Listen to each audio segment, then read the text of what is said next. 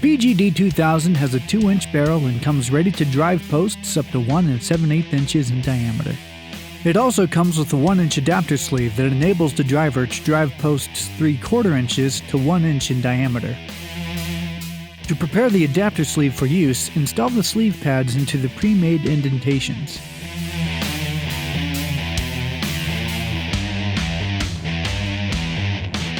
Insert the adapter sleeve into the drive shaft as far as possible by hand. In case of a tighter fit, it may be necessary to stand the driver up to help fully insert the adapter sleeve. To remove the adapter sleeve, prop the drive shaft and use a rubber mallet to start extraction.